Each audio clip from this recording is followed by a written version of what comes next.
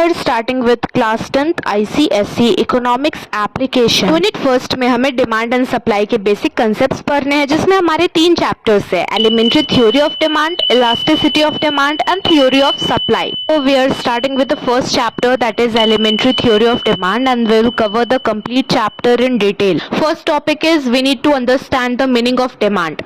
So like English language में या फिर ordinarily जब हम बात करने के सेंस में अगर हम डिजायर, वांट और डिमांड का इस तीनों वर्ड का यूज अगर करते हैं तो लगभग इनकी मीनिंग सेम आती है, बट इकोनॉमिक्स में ऐसा बिल्कुल भी नहीं है। ये तीनों वर्ड के अलग अलग मायने हैं। लाइक अगर आप डिजायर की बात करो, सो डिजायर एक नॉर्मल इच्छा की बात हुई, that you are not capable enough कि आप परचेस कर पाओ, या फिर आप की सिचुएशन ऐसी नहीं है कि आप उस चीज पे स्पेंड कर पाओ, बट फिर भी आपके अंदर सिर्फ वो डिजायर है, सिर्फ वो इच्छा है कि आपके पास वो चीज हो। Like I am desiring to eat a mango, but मैं मैंगो मेरे पास नहीं है, मैं उसको परचेज नहीं कर पा रही हूँ, बस मेरे अंदर वो इच्छा आ रही है कि मैं मैंगो खाऊं।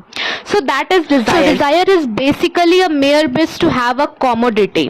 और वांट की बात रही तो वांट जब हमारा डिजायर जो है वो इफेक्टिव फॉर्म में हो, मीन्स हम सिर्फ डिजायर नहीं कर रहे हैं कि हम हमारे पास वो पर्टिकुलर कमोडिटी या वो पर्टिकुलर आइटम हो, इवन हम कैपेबल है कि उस चीज को हम बाय कर पाए और हम उस चीज पर स्पेंड करने के लिए रेडी हैं। जब ये 3 चीज साथ में हमारे पास हो, जब हमारा डिजायर जो है वो इफेक्टिव फॉर्म में हो, तो उसको वांट बोलते हैं। सो दैट्स व्हाई वी से कि जो वांट है हमारा वो 3 एलिमेंट से मिलके बना होता है, that is desire for a commodity, second one is means to buy and third one is readiness to want. हमारा आगे चल के डिमांड में कन्वर्ट हो जाता है।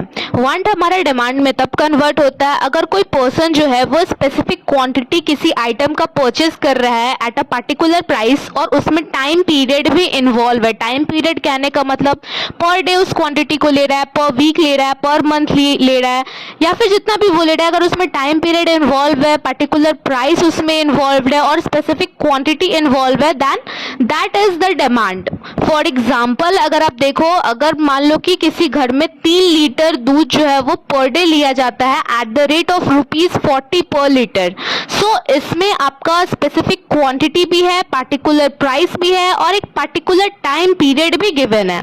सो ये 3 एसेंशियल्स जो है वो डिमांड के हैं, namely quantity, price and time. Question can be asked in this format कि ऐसे कौन सा टर्म है जो कि आपको रिलेशनशिप शो करता है between the price of a commodity, the quantity of a commodity which a consumer wants to purchase at a particular time. तो सिंपल आंसर होगा आपका कि डिमांड।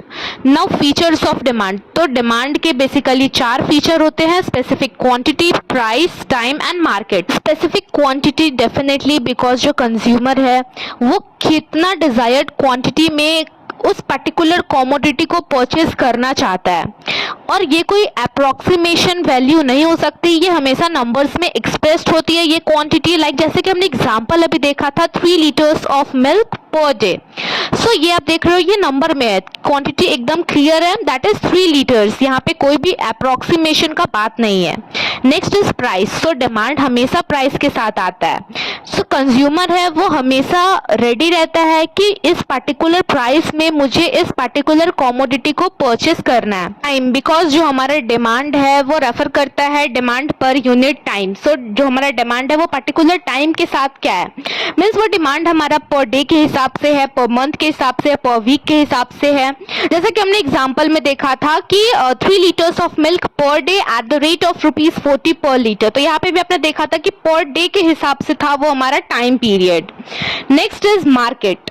सो मार्केट इसलिए बिकॉज हमारा जो डिमांड है वो एक स्पेसिफिक प्लेस भी रिक्वायर्ड करता है। स्पेसिफिक प्लेस इसलिए रिक्वायर्ड करता है ताकि हमारा डिमांड इफेक्टिव वे में वर्क कर सके, बिकॉज हमारा डिमांड तभी इफेक्टिव वे में वर्क करेगा अगर हमारे जो बायर्स और सेलर्स हैं कमोडिटी के वो क्लोज कॉन्टैक्ट में हो। मार्केट हमारा बेसिकली एक सेट ऑफ पॉइंट है जहाँ पे हमारे बायर्स और सेलर्स इंटरेक्ट करते हैं, और इस तरीके से हमारा डिमांड जो है वो इफेक्टिव वे में वर्क करता है। और मार्केट जरूरी नहीं कि एक डेफिनेट फिक्स ज्योमेट्रिकल एरिया हो, ये कहीं भी हो सकता है जहां पे भी हमारा बायर और सेलर में कनेक्शन हो।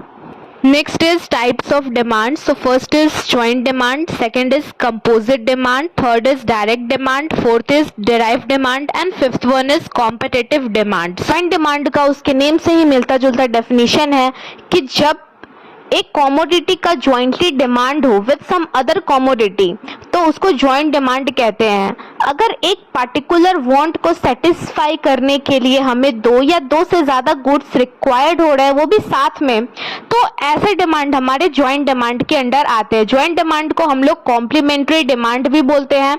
For example fountain pen and ink, ये हमारा जॉइंट डिमांड है, क्योंकि अगर हम फाउंटेन पेन लें तो हमें इंक लेना पड़ेगा, तभी तो वो फाउंटेन पेन से हम लिख पाएंगे। So these are the joint demand. So suppose normally if we purchase Maggi, तो Maggi is incomplete without Maggi masala. So ये दोनों हमारे जॉइंट डिमांड हो गए। अगर आप कार ले रहे हो तो आपको पेट्रोल लेना पड़ेगा। सो this is the joint demand. Opposite demand ऐसा डिमांड है जिसमें कि हम जिस भी कॉमोडिटी का डिमांड करते हैं उसके बहुत सारे यूजेस होते हैं और वो बहुत सारे फील्ड्स में बेनिफिट दे पाता है। फॉर एग्जाम्पल अगर हमारा कोल का डिमांड हो और कोल हमारा बहुत सारे पर्पस के लिए यूज किया जाता है, like we can use coal for heating purpose, for cooking, for operating railway engines etcetera. So ये हमारा कंपोजिट डिमांड का केस है। सम अदर एग्जाम्पल लाइक अगर इलेक्ट्रिसिटी का डिमांड हो, so electricity can be used in several ways, like it can be used by the farmers, industries में use होता है, हाउस होल्ड्स में यूज किया जाता है, रेलवेज में इसका यूज होता है। So this is the case of composite demand. One more example like milk. So अगर मिल्क का डिमांड है तो मिल्क के बहुत सारे सेवरल यूजेस है, like it is use for preparing चीज, बटर, कर्ड, स्वीट, चाय बनाने में इसका यूज होता है। So demand of milk is also a composite demand. Direct demand के अंदर कंज्यूमर डायरेक्टली ऐसे कमोडिटीज का डिमांड करता है जिससे वो अपने वांट्स को सेटिस्फाई कर सके। सिंपल वर्ड्स में अगर आप कहो तो उनकी जितनी भी बेसिक रिक्वायरमेंट है, जितनी भी उनकी ज़रूरत की चीज़ें, प्राइमरी चीज़ें, उनका वो सेटिस्फाई कर सके। For example demand for food, cloth, house etcetera. ऐसे डिमांड को हम लोग डायरेक्ट डिमांड इसलिए बोलते हैं बिकॉज ये डायरेक्टली ह्यूमन के वांट्स को सेटिस्फाई करता है।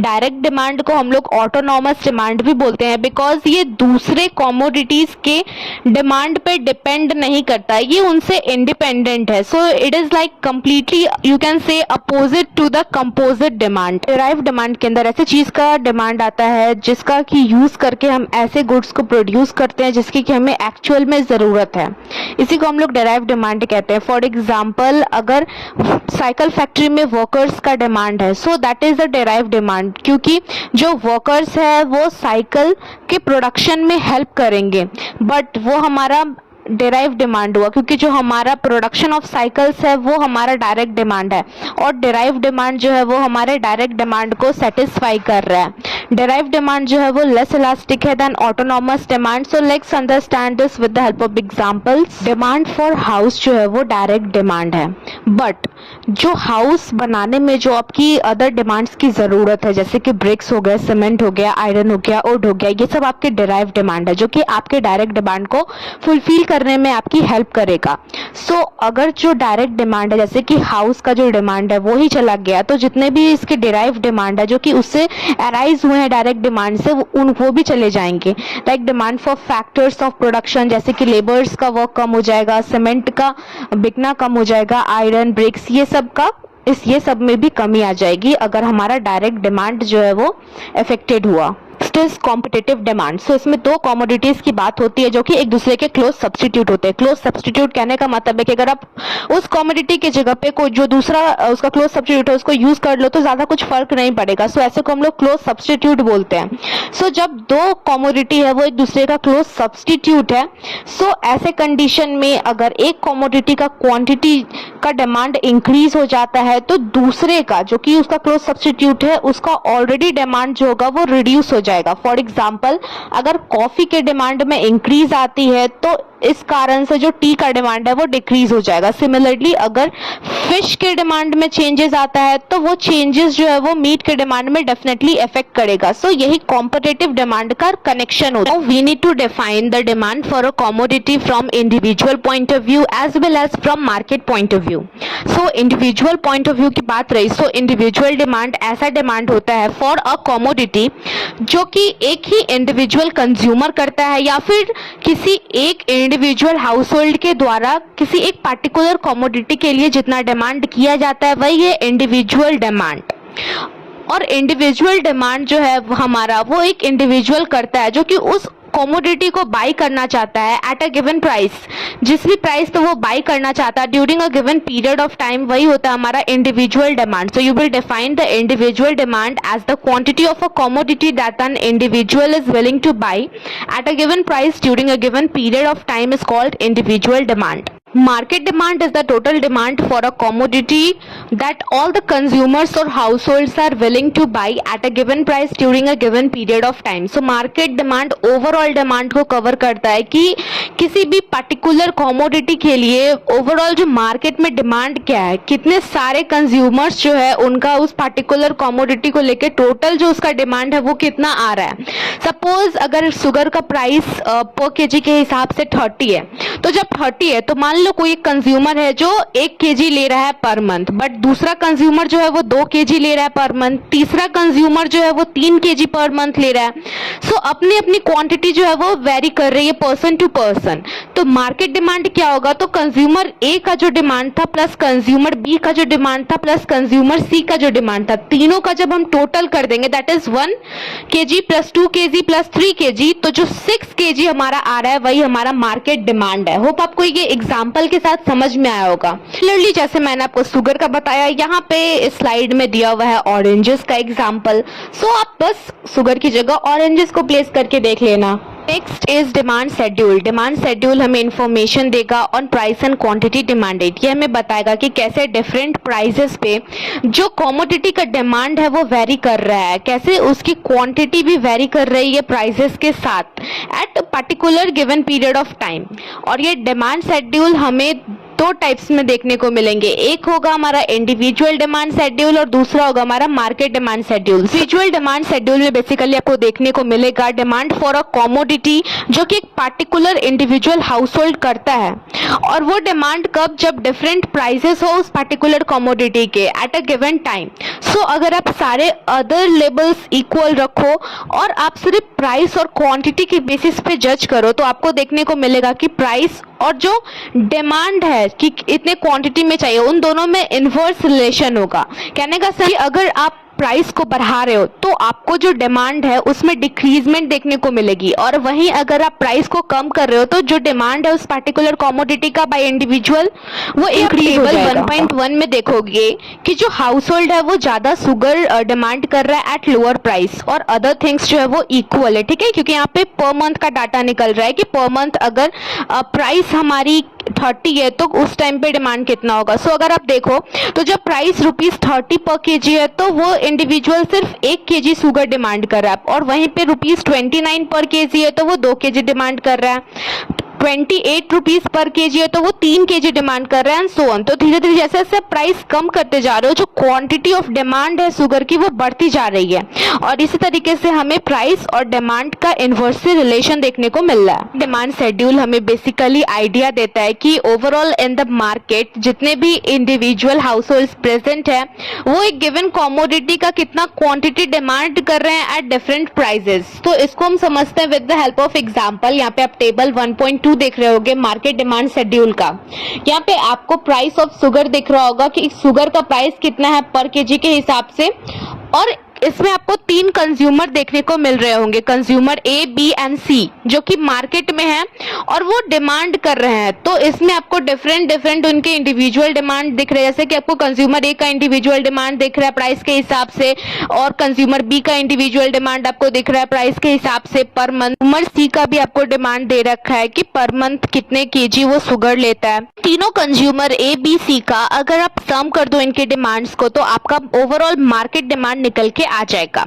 सो अगर आप देखो कि जब हमने ₹30 शुगर का प्राइस रखा पर केजी तो उस टाइम कंज्यूमर ए ने 1 केजी शुगर लिया पर मंथ, और कंज्यूमर बी 2 केजी लिया पर मंथ, कंज्यूमर सी 3 केजी लिया पर मंथ. तो ओवरऑल जो डिमांड हुआ मार्केट में वो हो गया इन तीनों का sum, that is 1 KG plus 2 KG plus 3 KG, तो टोटल 6 केजी पर मंथ ये हमारा मार्केट डिमांड हो गया. सो सेम आप देख रहे हो कि वेरी कर रहा है प्राइस के हिसाब से, और ये जो कंज्यूमर है उस पर भी डिपेंड कर रहा है. हर कंज्यूमर का अपना अलग अलग नीड है. Is demand curve. तो डिमांड कर्व कोई नया चीज नहीं है, ये बस जो अभी आपने डिमांड शेड्यूल पढ़ा, अगर उस डिमांड शेड्यूल को आप टेबल के फॉर्म में ना बता के अगर आप ग्राफिकल रिप्रेजेंटेशन कर दो उसका, तो वही है आपका demand curve. So it is basically the graphical representation of demand schedule curve के थ्रू हमें रिलेशन देखने को मिलेगा कि प्राइस ऑफ अ कमोडिटी और जितना अमाउंट में उस कमोडिटी को अगर कोई कंज्यूमर विश कर रहा है परचेज को, उन दोनों में क्या रिलेशन होगा। तो this is the individual demand curve. यहाँ पे आपको वाई एक्सिस में प्राइस गिवन है और आपको एक्स एक्सिस में क्वांटिटी ऑफ शुगर जो डिमांड किया जा रहा है पर केजी वो गिवन है। यहाँ पे कैपिटल डी और कैपिटल डी से आपको डिमांड कर्व शो किया जा रहा है। ए बी सी डी और ई के थ्रू आपको वेरिएशन देखने को मिल रहा है कि जैसे जैसे प्राइस में आप चेंज करते जा रहे हो वैसे वैसे आपका जो क्वांटिटी डिमांड हो रहा है शुगर का वो कैसे कैसे चेंज होते जा रहा है। सो अगर आप देखो कि जब प्राइस हाई है, मीन्स जब प्राइस ₹30 पर केजी है शुगर की, तो उस टाइम पे जो डिमांड है वो बस 1 केजी है। सिमिलरली जैसे जैसे आप घटाते जा रहे हो प्राइस, वैसे वैसे डिमांड इंक्रीज करते जा रहा है। जैसे आपने देखा कि ₹28 पर केजी शुगर है, तो उस टाइम पे जो हमारा डिमांड है वो 3 केजी है। So and so on. तो इस टाइप से हमें इनवर्स रिलेशन देखने को मिल रहा है through this graph. Is market demand curve. तो यहाँ पे आप कैपिटल लेटर में ABC जो आप देख रहे हो वो आपके कंज्यूमर्स हैं, क्योंकि यहाँ पे हमें मार्केट डिमांड कर्व निकालना है तो हमें डिफरेंट इंडिविजुअल्स का डिमांड देखना पड़ेगा डिफरेंट प्राइजेस पे, और उन इंडिविजुअल्स का जब हम सम करेंगे तो हमारा मार्केट डिमांड निकल के आएगा। सो यहाँ पे कंज्यूमर A, कंज्यूमर B और कंज्यूमर C है थ्रू कैपिटल ABC। और यहाँ पे ये जो आप डी लाइन देख रहे हो वो रिप्रेजेंट कर रहा है मार्केट डिमांड कर्व। और आपको एक्स एक्सिस पे गिवन है क्वांटिटी डिमांड ऑफ शुगर पर केजी इन केजी आपको लेना है, और जो आपका प्राइस ऑफ शुगर है वो आपका वाई में दिया हुआ है। अब जैसे कि हमने प्राइस लिया ₹30 पर केजी है, ठीक है। तो आप देखो तो जो कंज्यूमर ए है उसका डिमांड है 1 केजी, कंज्यूमर बी का डिमांड है 2 केजी और कंज्यूमर सी का उसी प्राइस पे डिमांड है 3 केजी। तो मार्केट डिमांड क्या निकल जाएगा, ओवरऑल हम इन तीनों को ऐड कर देंगे जो कि हमारा कंज्यूमर ए का डिमांड है, कंज्यूमर बी का डिमांड है और कंज्यूमर सी का डिमांड है। तो 1 KG plus 2 KG plus 3 KG, तो हमारा जो मार्केट डिमांड होगा ₹30 पर केजी पे वो हमारा 6 केजी हो जाएगा। अर्ली अगर हम ₹28 पर केजी पे देखें तो हमारा कंज्यूमर ए डिमांड कर रहा है 3 केजी, कंज्यूमर बी 4 केजी और consumer C 5 KG. So overall market demand इस प्राइस के लिए हमारा हो जाएगा 12 KG. We will sum it और हमारा मार्केट डिमांड निकल के आ जाएगा। सो सिमिलरली हमें इसी प्रोसेस को कंटिन्यू करना है और हमारा मार्केट डिमांड कर्व इस टाइप से बन के आ जाएगा। Determinants of individual demand. So कौन कौन से ऐसे फैक्टर और डिटर्मिनेंट्स है जो इंडिविजुअल डिमांड को अफेक्ट करते हैं। सो उसमें से मोस्ट इंपॉर्टेंट फैक्टर है हमारा प्राइस ऑफ द कमोडिटी। सो जितने भी बाकी सारे फैक्टर्स है उनमें price of the commodity most important factor माना गया है। सो अगर आप बाकी सारे फैक्टर्स को इक्वल रखो और सिर्फ डिमांड को प्राइस ऑफ द कमोडिटी के साथ कंपेयर करो तो आपको एक इनवर्स रिलेशनशिप देखने को मिलेगा। कहने का सेंस, अगर प्राइस को आप इंक्रीज करोगे तो डिमांड में आपको फॉल देखने को मिलेगा, अगर आप प्राइस को डिक्रीज करोगे तो डिमांड आपको इंक्रीज होता हुआ दिखेगा। फॉर एग्जांपल, अगर आपने मैंगो का प्राइस थोड़ा कॉस्टली करके ₹40 पर केजी रखा हुआ है तो कंज्यूमर जो है वो अपना डिमांड कम करके लेगा, लाइक 1 केजी वो लेना पसंद करेगा। बट अगर आपने मैंगो का कॉस्ट जो है वो कम कर दिया, लाइक ₹30 पर केजी कर दिया या फिर ₹20 पर केजी किया, तो अब वो उस प्राइस में उसको ज्यादा क्वांटिटी मिल रहा है ना, सो अब वो कम प्राइस होने की वजह से वो ज्यादा क्वांटिटी खरीदना चाहेगा, लाइक वो अब 2 केजी खरीदना चाहेगा या फिर अब वो 3 केजी खरीदना चाहेगा। प्राइस कुछ एक्सपेक्टेड चेंजेस भी डिमांड को इंक्रीज कर देते हैं। लाइक इफ अगर पीपल को फियर है कि आने वाले टाइम पे उस कमोडिटी की शॉर्टेज होने वाली है या फिर आने वाले टाइम पे उस पर्टिकुलर कमोडिटी का प्राइस इंक्रीज होने वाला है, सो उस टाइम पे उसका डिमांड इंक्रीज हो जाएगा। लाइक वो अभी से चाहेगा कि वो चीज मैं स्टोर करके रख लूं ताकि अपकमिंग फ्यूचर में मुझे हाई प्राइस पे उस चीज को लेने की जरूरत ना पड़े या फिर उसका शॉर्टेज भी हो तो ऑलरेडी वो चीज मेरे पास प्रेजेंट हो। Next determinant is prices of related goods. So एक कमोडिटी का डिमांड सिर्फ उसके प्राइस पे ही डिपेंड नहीं करता बट कि उसके रिलेटेड गुड्स के प्राइस पे भी डिपेंड करता है। तो एक किसी गुड के प्राइस में चेंज होने के कारण दूसरा गुड भी जो है वो उसके साथ इफेक्ट हो रहा है, सो that is cross demand. Substitute goods ऐसे गुड्स होते हैं, लाइक दो गुड्स है हमारे पास, तो अगर एक गुड के जगह हम दूसरे गुड को यूज कर पाए, उसको सब्स्टिट्यूट कर पाए, सो that is called substitute good. और सब्स्टिट्यूट गुड्स को हम लोग कॉम्पिटिटिव गुड्स भी बोलते हैं, बिकॉज ये सब्स्टिट्यूट गुड्स एक दूसरे के डिमांड की ओर मार्केट में compete करते हैं और इनका डायरेक्ट रिलेशनशिप होता है between the price of a substitute and the demand for a given good.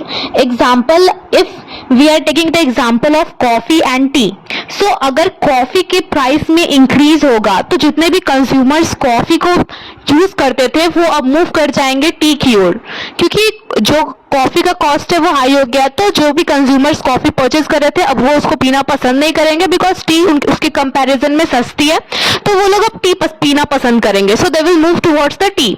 और सिमिलरली अगर आप वाइस वर्सा करोगे, टी के प्राइस में इंक्रीज कर दोगे, तो जो भी टी के कंज्यूमर्स थे वो अब कॉफी की ओर सब्स्टिट्यूट कर लेंगे।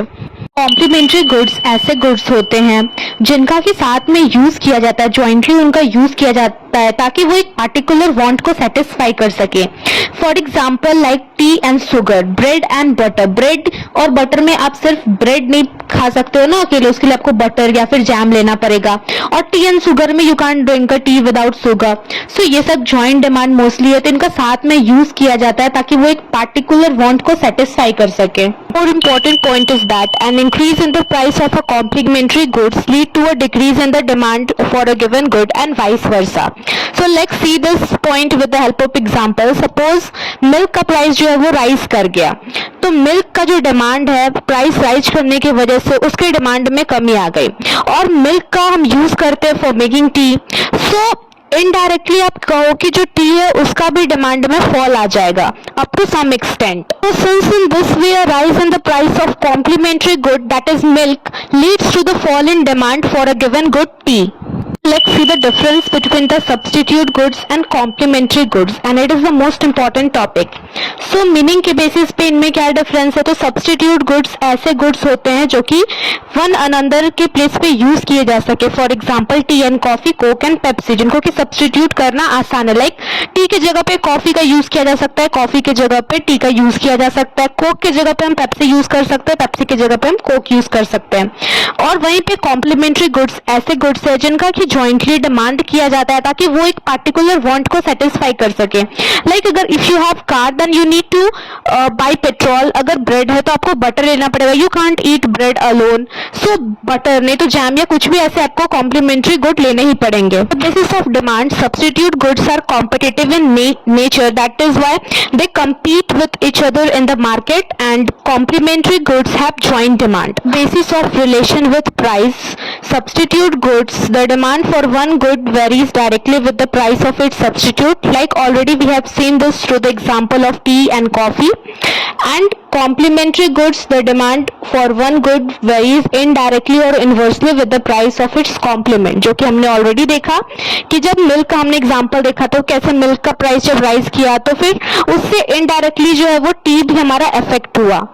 Factor is income of the consumer. So income of the consumer is another important factor. इसमें आपको देखने को मिलेगा कि डायरेक्ट रिलेशनशिप है between the demand for a commodity and consumers income, और कंज्यूमर का इनकम जो है वो डायरेक्टली इफेक्ट करता है डिमांड को।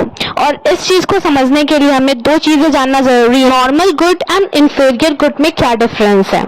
सो नॉर्मल गुड ऐसे गुड्स होते हैं जिनका की डिमांड इंक्रीज होता है with the increase in the income of consumer. So normal goods कहने का मतलब है कि कंज्यूमर का इनकम इंक्रीज हो रहा है तो उसका demand for milk, cloth, furniture, refrigerator, TV sets, इन सब के लिए इंक्रीज हो जाएगा। लाइक नॉर्मली जब कंज्यूमर का इनकम जो कम था, लाइक 10,000 था पर मंथ, तो वो 2 litre of milk daily purchase किया करता था, बट अब उसका इनकम इंक्रीज करके 12,000 पर मंथ हो गया, तो अब वो 3 लीटर ऑफ मिल्क परचेज करना चाहेगा। और इनकम इंक्रीज होने के कारण अब उसका क्लॉथ का डिमांड, फर्नीचर्स, ये सब भी वो अब खरीदना चाहेगा। और वहीं इंफीरियर गुड्स ऐसे गुड्स होते हैं जिनका की डिमांड कंज्यूमर के इनकम के इंक्रीज के साथ डिक्रीज होने लगता है। Like for example toned milk और प्योर मिल्क का आप एग्जाम्पल लो। सो जब कंज्यूमर जिसका इनकम कम था तो उस टाइम पे वो कंज्यूमर एडजस्टमेंट करता था, वो टोन्ड मिल्क यूज करता था। बट अब जाके अगर कंज्यूमर का इनकम इंक्रीज हो गया है तो अब उसे वो टोन्ड मिल्क पसंद नहीं आएगी, अब उसका क्वालिटी, उसका परचेस करने का तरीके में चेंज आ जाएगा। अब वो टोन्ड मिल्क के कंपैरिजन में बेटर क्वालिटी पे जाएगा, अब वो प्योर मिल्क को यूज करना पसंद करेगा। सो उसके इनकम के इंक्रीज के साथ जो भी गुड्स था, जो टोन्ड मिल्क था, उसका डिमांड में डिक्रीज आ गया। So the demand for low quality product will decrease as the income increase. Normal goods और inferior goods consumer to consumer vary करेगा at some levels and other levels. Like अगर एक consumer है जिसका कि income source जो है वो बहुत ही ज़्यादा लो है, like 10,000 से भी कम है, और वो able ही नहीं है कि वो प्योर मिल्क तो छोड़ो, वो टोन्ड मिल्क भी खरीदने के लायक उसकी स्थिति नहीं है। सो लाइक जब भी उसकी सैलरी इंक्रीज करेगी तो वो चाहेगा कि अब जल्दी से मैं टोन्ड मिल्क परचेस करूं। सो इस टाइम पे अगर आप देखोगे तो इस टाइम पे वो टोन्ड मिल्क उसके लिए as a normal good act कर रहा है, और उसके बाद मान लो उसकी जो सैलरी है वो कुछ दिन बाद और ज्यादा इंक्रीज हो जाएगी। सो वो अब वो टोन्ड मिल्क की जगह अब वो प्योर मिल्क को यूज करना, उसको परचेस करना वो पसंद करेगा। सो अब उसकी जो डिमांड के हिसाब से अब वो टोन्ड मिल्क उसके लिए इंफीरियर गुड हो गया, बिकॉज अब उसके लिए सुपीरियर वो प्योर मिल्क है। सो दैट्स व्हाई ये पर्सन टू पर्सन डिपेंड करता है और उसके इनकम पे ये डिपेंड करता है। Thus the toned milk which was normal good at low level of income becomes an inferior good at high level of income. Next factor is taste and preference. So the amount of demand of a commodity also depends on the consumer taste and preference. अगर consumer start कर देता है किसी commodity को like करना तो उसका demand में इंक्रीज आ जाएगा। सिमिलरली अगर कंज्यूमर को वो आइटम पसंद नहीं आने लगती है तो मार्केट में ऑलरेडी उसका उल्टा हो जाएगा, लाइक उसका डिमांड कम हो जाएगा। Factor is consumer credit facility. So अगर क्रेडिट फैसिलिटी लो रेट्स पे बैंक प्रोवाइड करने लगी या फिर जो भी सेलर है कमोडिटी के वो लो रेट्स पे देने लगे तो जितने भी हाउस होल्ड्स हैं वो इंकरेज हो जाएंगे ताकि वो ज्यादा से ज्यादा वो चीज ले पाए एट लो रेट्स, और डिमांड में इंक्रीज आ जाएगी। बिकॉज पहले वो जब लो रेट्स पे अवेलेबल नहीं थे क्रेडिट फैसिलिटी तो वो नहीं लेना चाहते थे।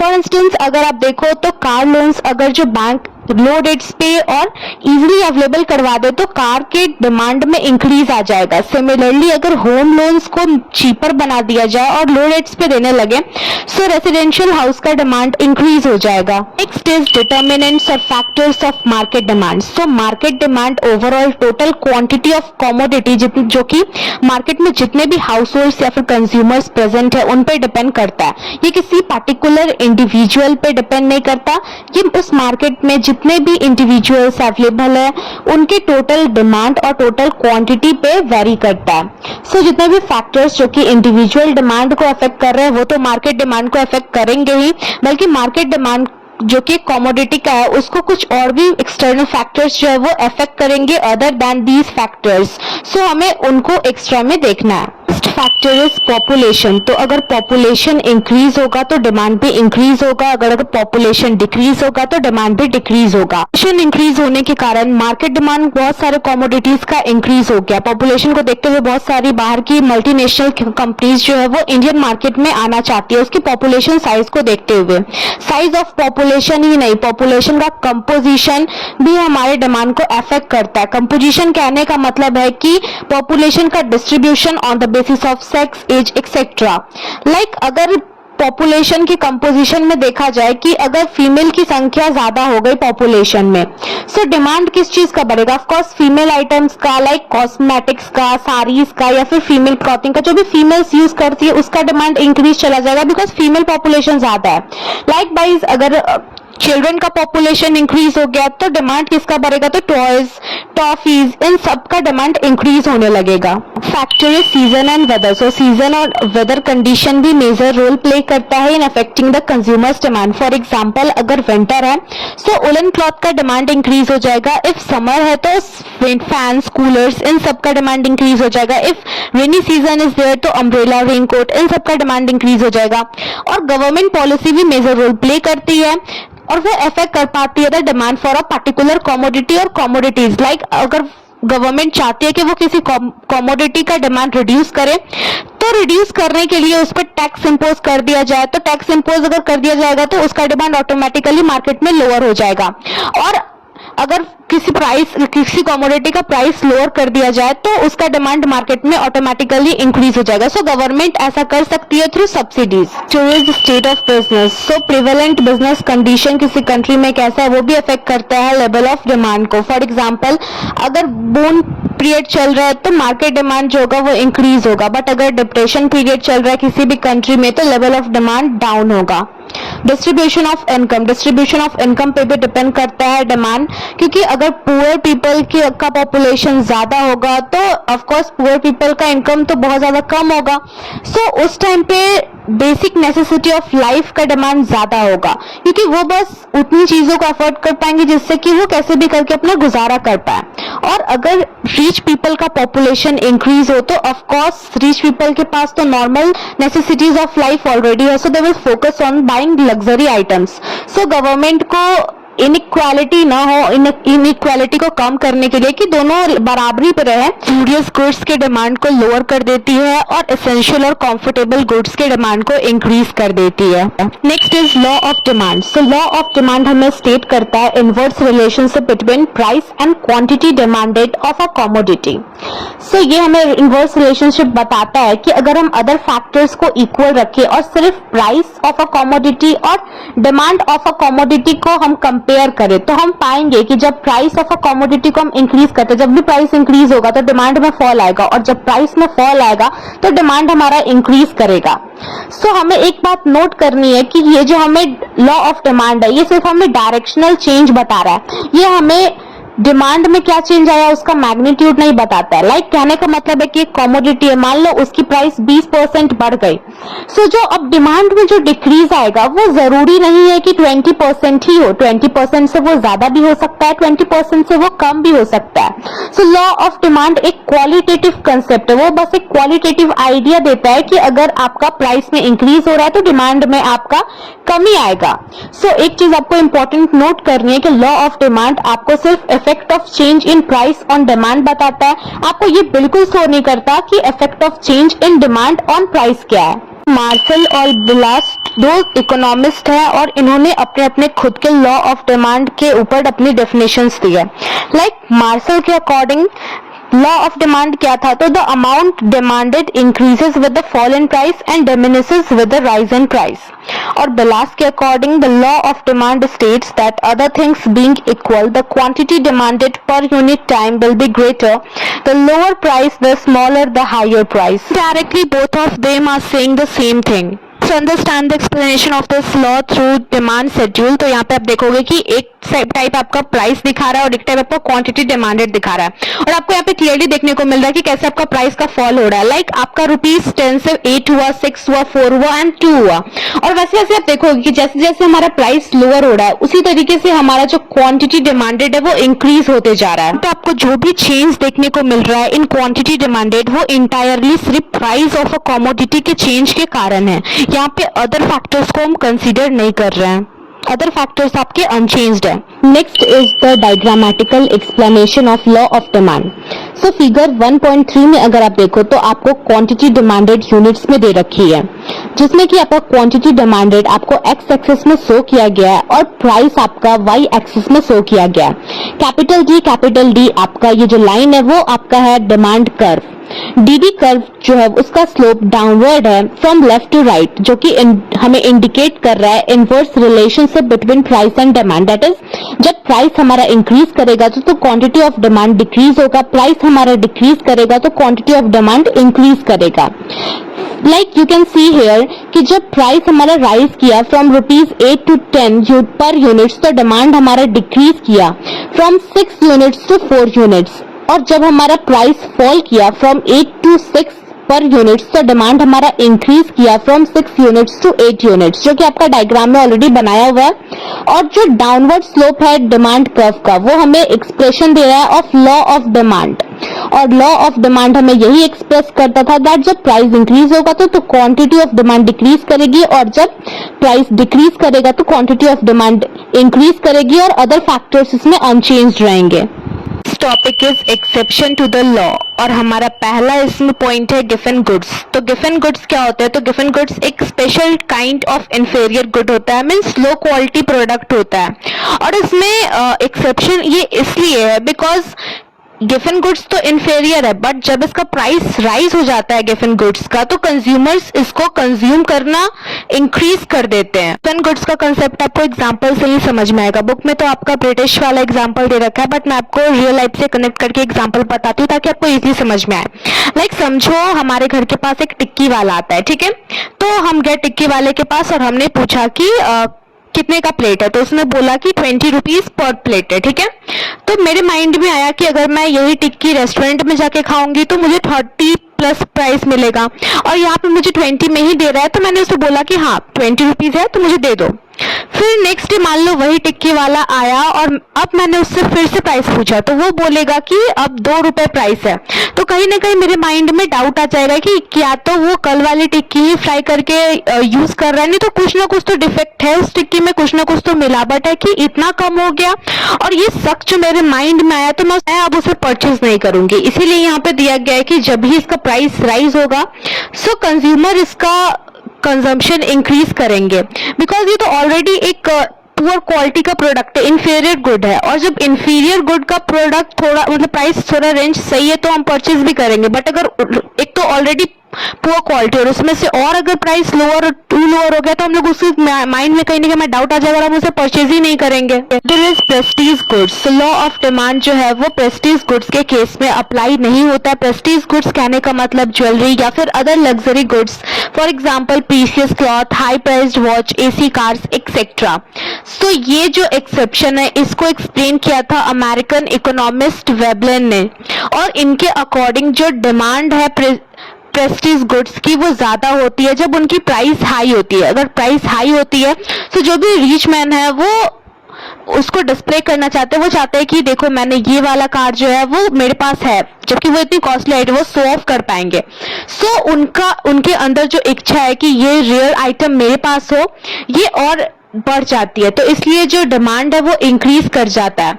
और अगर इन लग्जरियस आइटम का प्राइस फॉल कर जाए तो रिच पीपल जो है अब लेस चांसेस है कि वो उसको बाय करेंगे, क्योंकि उनका जो डिस्प्ले का जो डिजायर है वो फुलफिल ही नहीं हो पाएगा। Next is ignorance. So sometimes consumers का ऐसा माइंडसेट हो जाता है कि जो हाई प्राइस गुड्स है ना वो बेटर क्वालिटी के होते हैं और इसलिए वो मोस्टली हायर प्राइस के कमोडिटी को बाय करने का माइंडसेट बना लेते हैं कि अच्छा इसका प्राइस हाई है। ये आपको नॉर्मली कॉमन पीपल में देखने को मिलेगा कि अगर प्राइस हाई है तो वो अच्छा प्रोडक्ट, उसका क्वालिटी सही होगा, अगर ये लो क्वालिटी का है तो इसका प्राइस कम होगा। बेसिक नेसेसिटीज जो होती है ये हमारा लास्ट फैक्टर है, क्योंकि जो जरूरत की चीजें जैसे कि नमक हो गया, फूड ग्रेन हो गया, मेडिसिन हो गया, इनका प्राइस कितना भी बढ़ जाए कितना भी घट जाए ये हमारी जरूरत की चीजें, इसके बिना हम रह नहीं सकते। सो ये तो हमें लेना ही पड़ेगा। सो ये हमारा लॉ ऑफ डिमांड पे एप्लीकेबल नहीं है।